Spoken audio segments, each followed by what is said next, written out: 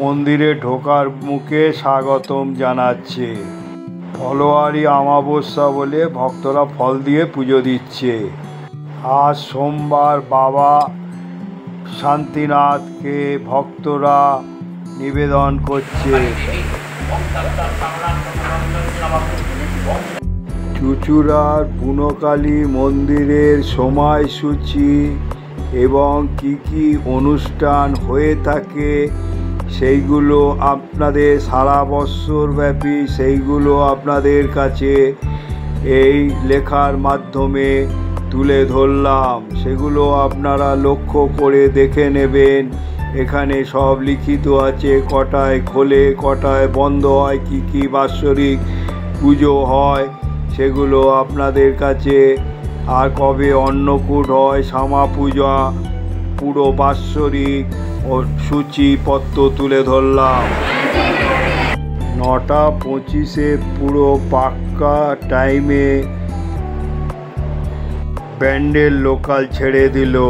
আজ আমার গন্তব্যস্থল হলো চুঁচুড়া।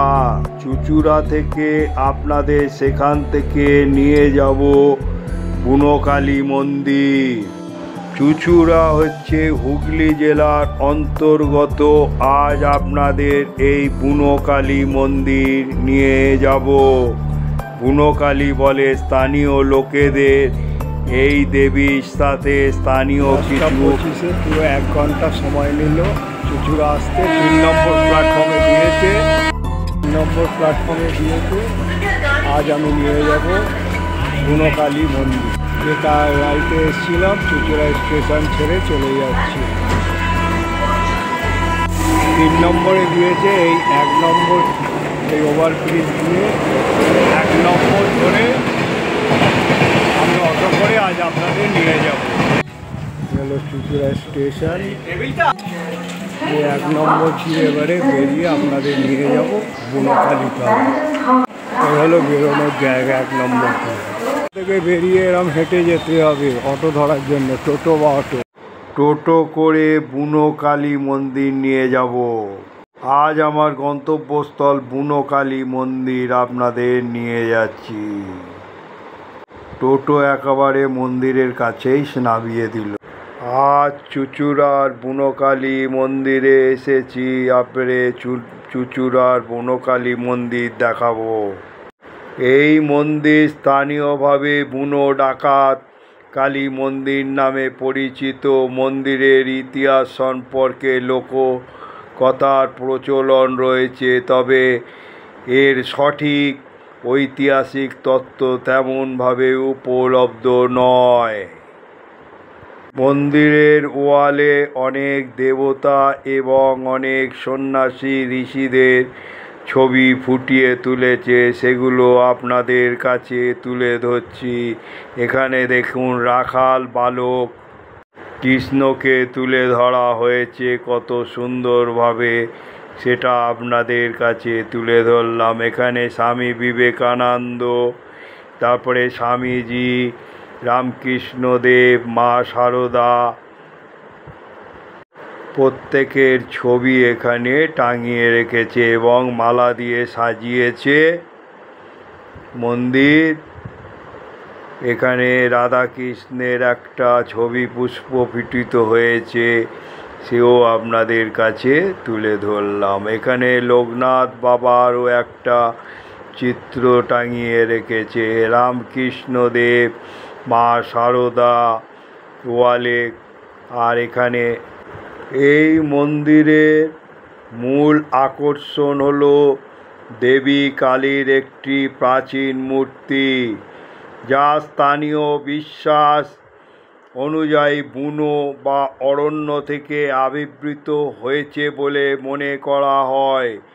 মন্দিরটি সাধারণত স্থানীয় ভক্তদের কাছে খুব জনপ্রিয়, বিশেষত দুর্গাপুজো, কালী পুজোর সময় এখানে প্রচুর ভক্তের সমাগম হয়।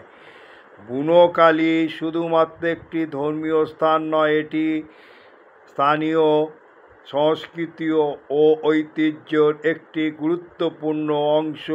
এই মন্দিরের সাথে সম্পর্কিত এখানে একটি শিবেরও মন্দির আছে। বৈশাখ মাস নববর্ষ, জ্যৈষ্ঠী মাস অক্ষয় তৃতীয়া, জয় মঙ্গলবার, ফলহারিণী কালী পুজো, আষাঢ় মাস জামাই ষষ্ঠী, নবনির্মিত মন্দিরের প্রতিষ্ঠা দিবস, দশহারা, মনসা পুজো, গঙ্গা পুজো, অম্বুবাচী, এসব প্রত্যেক মাসে হয়ে থাকে। শ্রাবণ মাস, ভাদ্র মাস, আশ্বিন মাস, কার্তিক মাসে শ্যামা পুজো এবং অন্নকূট উৎসব হয়। আর অঘ্রাণ মাসে নবান্ন, ঋতু সংক্রান্তি, পৌষ মাস, মাঘ মাস, ফাল্গুন মাস, চৈত্র মাস, পুরো 12 মাসেই প্রোগ্রাম রয়েছে, সেটাও আপনাদের তুলে ধরলাম। এটা হচ্ছে শ্রী শ্রী চুচুড়া বুড়োকালী মাতার মন্দির।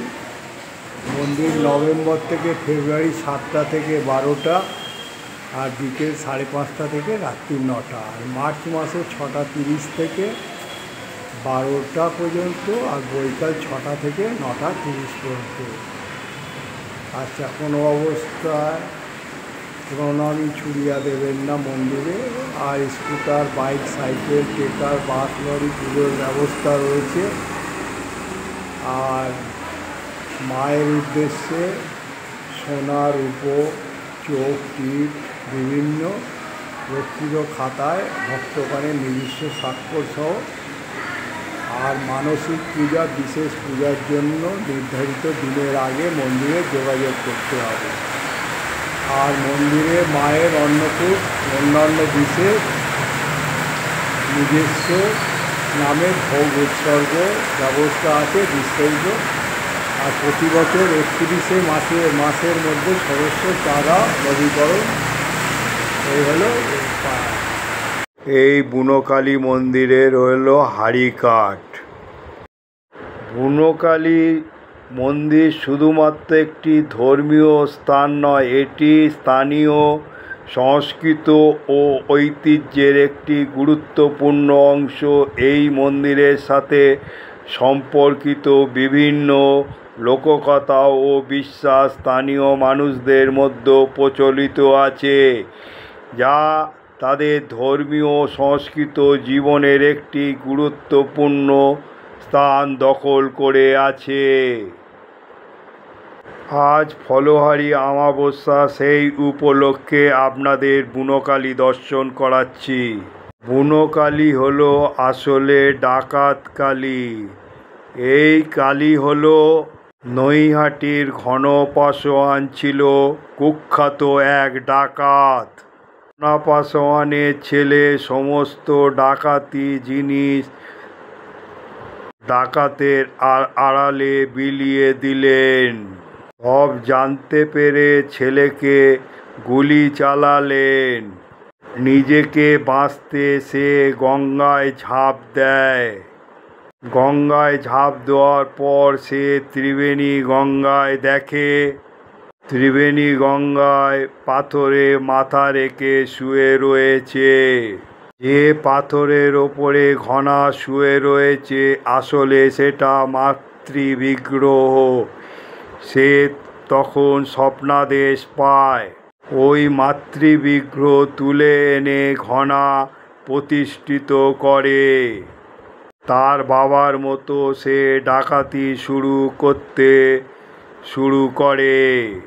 ইংরেজ শাসকদের কাছে ঘনা ছাড়া সবাই ধরা পড়ে। এ হলো এখানকার হচ্ছে মা মনসা। মা মনসাকে দর্শন করুন। কত সুন্দরভাবে মা মনসার মন্দির এখানে ফুটিয়ে তোলা হয়েছে, সেটাও আপনাদের কাছে তুলে ধরলাম। এখানে দশহরা দিন এবং রান্না পুজোর দিন এখানে পুজো হয়ে থাকে। এই বুনোকালী মা মন্দিরে মা মনসা খুব জাগ্রত, এবং এখানে দশহরা খুব সুন্দরভাবে হয়। মায়ের পেছনে পুকুরে বিগ্রহ ফেলে পালিয়ে যায়। বহুদিন পুকুরের জলের তলায় পড়ে থাকে বিগ্রহটি।